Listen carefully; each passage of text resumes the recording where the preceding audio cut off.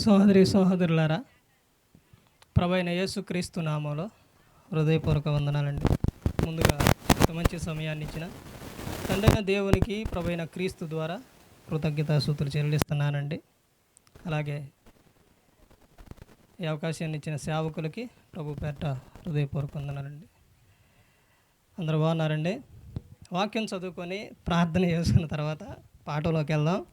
యోహాను గారు రాసిన సువార్త 3వ అధ్యాయం, యోహాను గారు రాసిన సువార్త 3వ అధ్యాయం 16వ వచనం.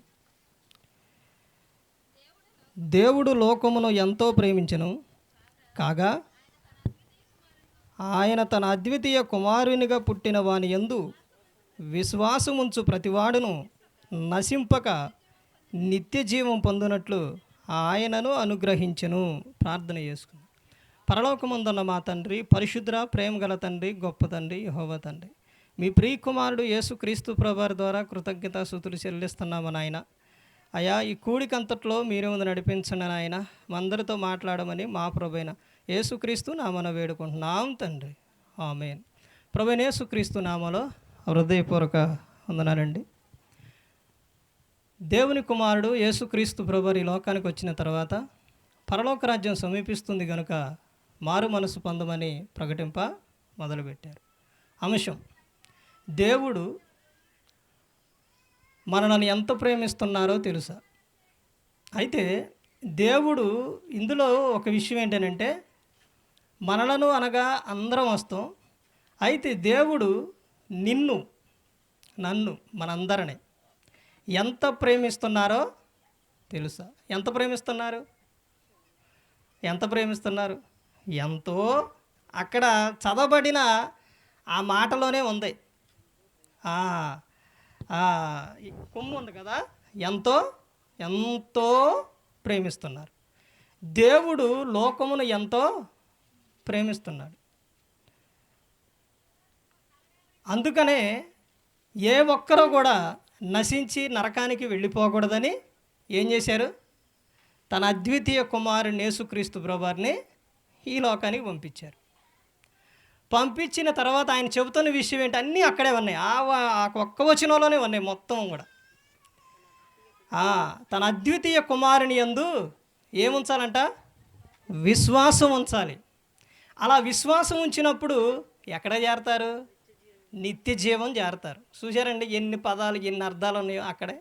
దేవుడు లోకమును ఎంతో ప్రేమించారు అంటే లోకంలో ఉంది మనుషులు, మనందరినీ కూడా ఆయన ఎంతో ప్రేమించారు. తర్వాత ఏ ఒక్కరు కూడా నశించి నరకానికి వెళ్ళిపోకూడదని యేసుక్రీస్తు ప్రభువారిని ఈ లోకానికి పంపించారు తండ్రి అయిన దేవుడు. ఎంతగా ప్రేమించారు అని అంటే కీర్తనలు 139వ కీర్తనలో ఉంటుంది కదా, తల్లి గర్భంగా పిండంగా ఏర్పడ్డ కానించంటే రూపింపక మునిపే నువ్వు నాకు తెలుసు అని చెప్పారు. అయితే ఇంకా ముందుకెళితే ఎఫెసీలు అపోస్తలుడైన పౌలు గారు ఎఫెసీలు రాసిన పత్రిక 1వ అధ్యాయంలో 4వ వచనంలో ఆయన ఎప్పుడు మనల్ని ఏర్పరచుకున్నారంట? జగత్పునాది వేయబడక మునిపే ప్రేమ చేత క్రీస్తుల్లో మనలను ఏర్పరచుకున్నారు.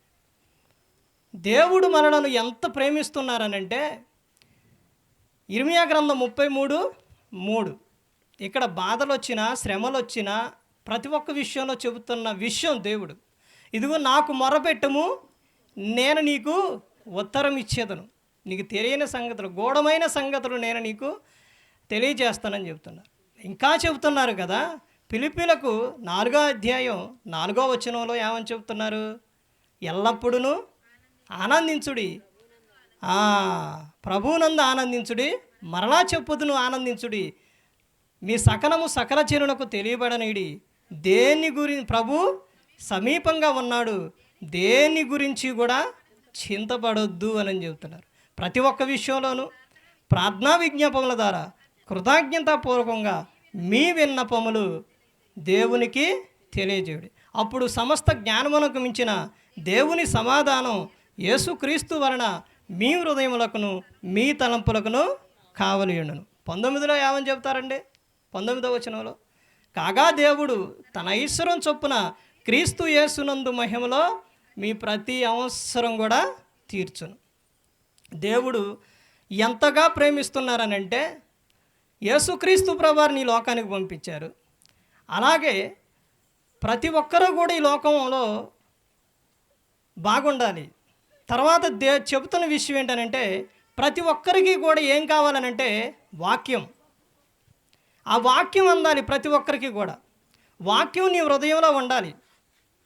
వాక్యం ఎక్కడ ఉండాలి? హృదయంలో ఉండాలి. కీర్తనలో 119, 10, 11లో చెబుతారనమాట. ఏమని? వాక్యము జాగ్రత్తగా చూసుకునేట చేత యవనస్తులు తమ నడతను శుద్ధి చేసుకుందరు. ఆ వాక్యం మన హృదయంలో ఉండాలి. ఆ వాక్యం కావాలి.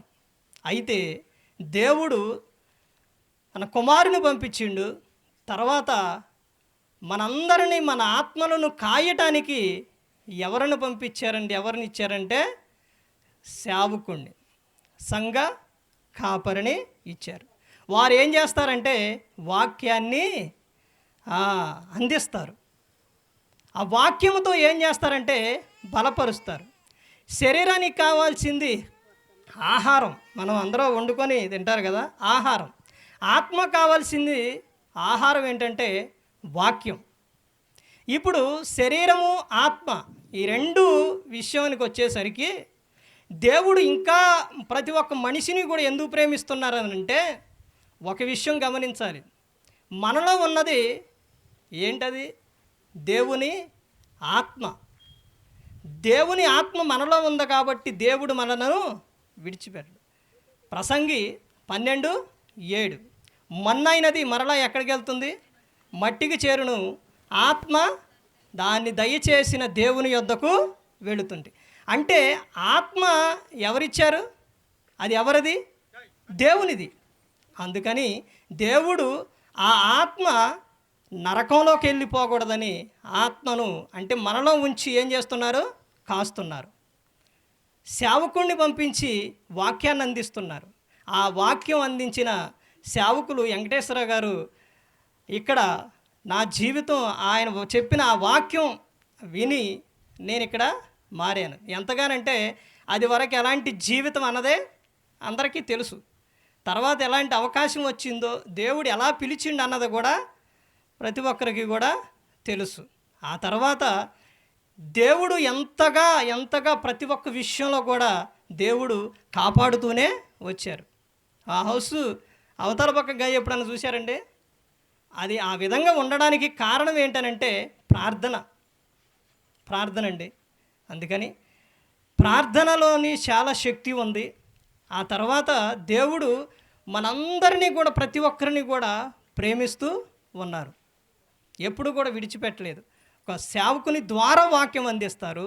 ఆ తర్వాత మనకి ఏదన్నా ఇబ్బంది వచ్చినా ఏదైనా కానీ ప్రతి ఒక్క విషయంలో కూడా ఇదిగో నాకు మొరపెట్టు, నేను నీకు ఉత్తరం ఇస్తానని చెబుతున్నారు. ఇదిగోండి నేను మీకేమి ఇచ్చాను? గ్రంథాన్ని ఇచ్చాను. తర్వాత ఈ గ్రంథం చదువుకుంటే ప్రతి ఒక్కటి కూడా అర్థమవుతుందని ఆయన చెప్పారు. దేవుడు ఎప్పుడైనా మనిషిని విడిచిపెట్టారండి? ఎప్పుడు కూడా విడిచిపెట్టలేదు. అందుకని ప్రతి ఒక్కరూ గమనించుకోవాలి. ఇంకా చెప్పాలి, చాలా విషయాలు ఉన్నాయి. దేవుడు ప్రభువా ఇది కావాలి అని అంటే, ప్రభువా ఇది అని అంటే ఆయనకు మొరపెట్టుకుంటే నా జీవితంలో చాలా మేలులు ఆయన చేశారు. ఇదే పరిస్థితిలో గర్భఫల విషయంలో కూడా ఎక్కడికి వెళ్ళినా కానీ పిల్లల పుట్టరు అని చెప్పారు. ప్రభువా పిల్లలు పుట్టరంట ప్రభువా అని ప్రార్థన చేసినప్పుడు ఆయన గర్భఫలాన్ని ఇచ్చారు. అలాంటి అద్భుతాలు దేవుడు జీవితంలో చాలా కూడా చేశారు. దేవుడు ప్రతి ఒక్కరి జీవితంలో కూడా మేలులు చేస్తారు. అయితే ఆయన పట్ల విశ్వాసం కలిగి ఉండాలి. ప్రతి ఒక్కరు గమనించుకోవాలి. ఏ ఒక్కరు కూడా నశించి నరకానికి వెళ్ళిపోకూడదని యేసుక్రీస్తు ప్రభువు ఈ లోకానికి వచ్చి మనందరి కోసం శిలువలో మరణించారు. మరి ఈ విధంగా నిలబెట్టి మాట్లాడించిన తండ్రైన దేవునికి కృతజ్ఞతాస్తుతులు చెల్లిస్తూ ఇంతవరకు శ్రద్ధగా ఉన్న మీకు ప్రభు పేట నా హృదయపూర్వక వందనాలు చెల్లిస్తూ ఈ మాటలు ముగిస్తున్న అందరికీ వందనాలు.